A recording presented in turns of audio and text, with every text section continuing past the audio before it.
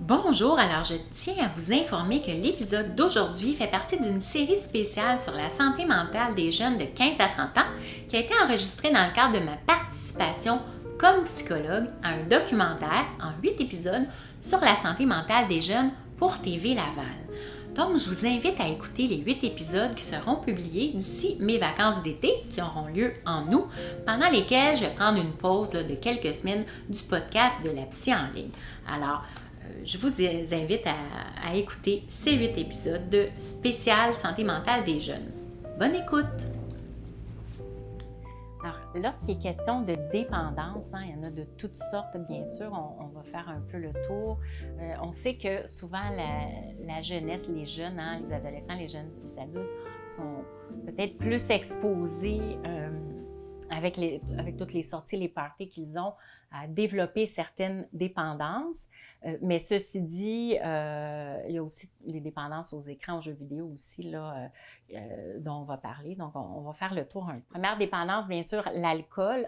C'est quand même assez facile, facilement accessible, du moins à partir du moment où on a 18 ans ici, d'avoir accès à l'alcool. Et c'est assez insidieux parce que on peut commencer par un verre, 2 verres, et puis finalement, on a pris une bouteille ou plusieurs bouteilles de verre, une bouteille de vin, donc c'est facile là, de se laisser aller. Mais il y a différentes formes aussi de problèmes au niveau de l'alcool. Il y en a qui vont boire tous les jours, il y en a que c'est seulement la fin de semaine, mais qu'à chaque fois, ils vont se saouler, puis jusqu'à en être malade ou en perdre conscience presque. Donc, l'alcool, c'est sûr que c'est vraiment une dépendance qu'on va voir plus souvent chez les jeunes. Évidemment, les drogues, que ce soit des drogues légales maintenant comme le cannabis ou d'autres drogues plus chimiques, plus dures comme on dit. Les jeunes souvent ont une soif d'aventure, d'exploration, ont envie de connaître toutes sortes de sensations et c'est facile sous l'influence, la plupart du temps, de leurs amis, de leur gang d'amis dans un party, d'accepter peut-être certaines choses qu'ils n'auraient pas nécessairement acceptées, la règle générale.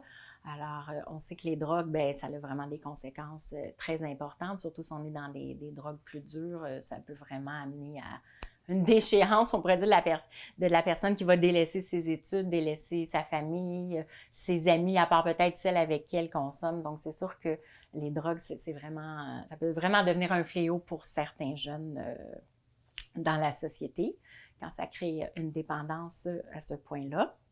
Ensuite, les fameux jeux vidéo, c'est quelque chose que j'entends tellement, pas seulement chez les adolescents et les jeunes adultes, aussi chez les enfants. Les parents doivent vraiment intervenir et encadrer beaucoup l'utilisation des jeux vidéo. Donc, c'est quelque chose qu'on voit énormément, que certains jeunes développent une dépendance aux jeux vidéo au point où ça les empêche d'étudier, de faire leurs travaux, leur lecture, par exemple.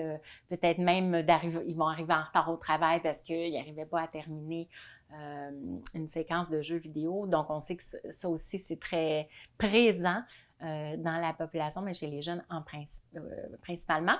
Puis, enfin, une dépendance qui est arrivée plus dans les dernières années, celle des écrans. On parle de smartphones, de iPhone et tout ça, de tablettes aussi.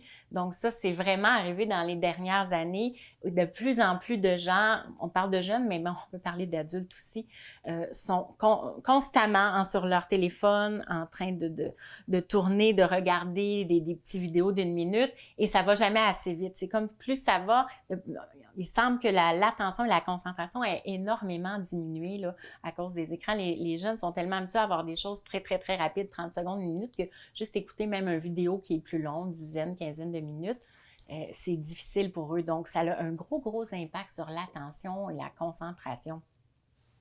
D'être constamment comme ça sur les écrans, de recevoir des notifications.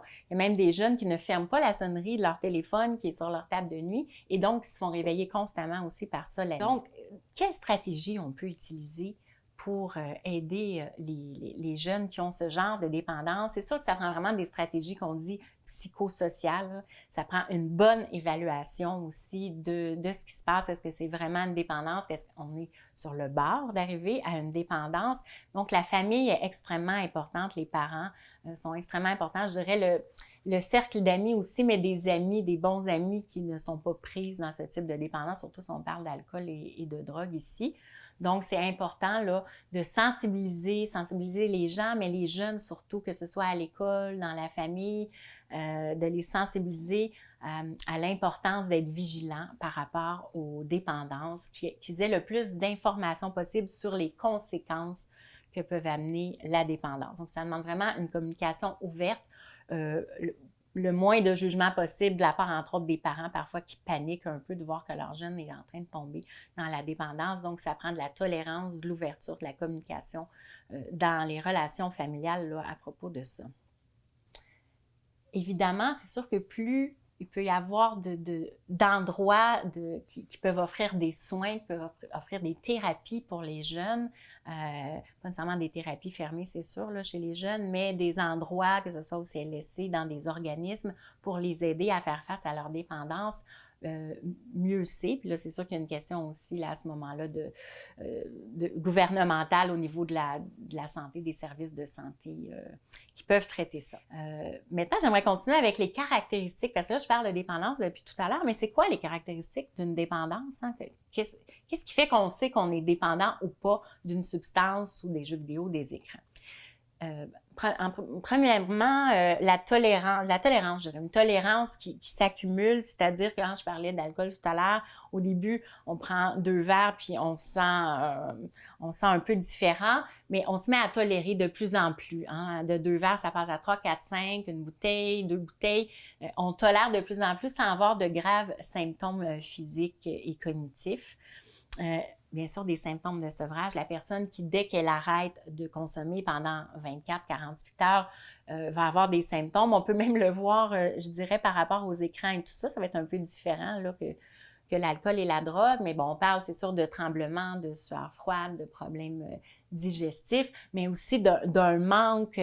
La personne devient obsédée, elle ne pense qu'à ça, elle en veut. Et ça, on va le voir par rapport aux écrans. Hein. Essayez d'enlever le téléphone, le cellulaire d'un jeune pendant 24 heures, vous allez voir l'espèce de sevrage psychologique qui va s'en suivre. Donc souvent, il y a une perte de contrôle, carrément. La personne n'a plus le contrôle sur sa consommation, encore là que ce soit une consommation de substances ou au niveau des écrans, des jeux vidéo. Elle délaisse ses activités, délaisse ses relations familiales, ses relations sociales pour ne se concentrer que sur cette dépendance. Il y a une préoccupation persistante. Hein? Même si la personne n'est pas en sevrage, qu'elle n'a pas arrêté, elle peut penser, par exemple, toute la journée pendant qu'elle est à l'école ou au travail à avoir hâte de consommer, de fumer son joint, de boire son verre, de pouvoir enfin jouer aux jeux vidéo, puis d'être débarrassée de sa journée de travail. On va voir une négligence de plus en plus présente des responsabilités, que ce soit des responsabilités financières, responsabilités par rapport au travail, par rapport aux études. La personne délaisse ses responsabilités de plus en plus. Elle continue aussi, malgré les conséquences négatives, hein, que ce soit dans ses relations, peut-être qu'il y a plus de conflits, de tensions, des retards au travail qui fait qu'elle peut avoir des avertissements de son employeur ou même perdre son emploi. Donc, la personne va continuer malgré tout ce qui se passe de négatif dans sa vie. Elle va perdre de l'intérêt pour ses autres activités, j'en parlais un petit peu tout à l'heure, mais elle délaisse vraiment, si la personne faisait du sport, un art, quoi que ce soit, elle perd tous ses intérêts pour être constamment dans la consommation. Puis aussi, on va voir un échec des tentatives quand la personne essaie d'arrêter. Donc, elle essaie d'arrêter quelques jours, peut-être certains quelques semaines, mais elle retombe, elle rechute et ça se reproduit plusieurs fois. Il y a vraiment plusieurs tentatives qui se terminent par des échecs là, pour arrêter la consommation, que ce soit d'alcool, de drogue, d'écran ou de jeux vidéo. Fait que c'est important hein, quand on parle de dépendance de voir qu'il y a certains critères là, qui peuvent indiquer qu'il y a un problème sans que ça soit encore devenu une totale dépendance, mais c'est justement là qu'il faut intervenir, qu'il faut agir avant que ça devienne une trop grande dépendance et qu'il y ait beaucoup de symptômes de sevrage là, si la personne arrête cette dépendance-là. Donc, comme je l'ai dit tout à l'heure, la famille joue un rôle vraiment important, les bons amis, la famille, même l'employeur pour ceux qui travaillent, joue vraiment un rôle important pour encadrer le jeune, l'amener à consulter, s'il faut l'amener aussi en thérapie fermée pour arriver à se défaire, à se sortir de cette dépendance-là, pour vraiment vivre une vie plus saine, plus équilibrée, avec des projets, des objectifs à long terme, parce qu'on s'entend que quand on est dans la dépendance, on est beaucoup dans la dopamine qu'on appelle. Ce sont tous des choses qui apportent de la dopamine, qui est une hormone du plaisir, mais à très, très court terme. Et c'est ce qui amène la dépendance, c'est qu'on est toujours à la recherche de cette dopamine, de cette hormone du plaisir à court terme, mais la vie, c'est beau aussi avec des projets à long terme, des relations sociales, interpersonnelles, amoureuses à long terme, et c'est très difficile de concilier les dépendances avec une vie plus saine et plus équilibrée.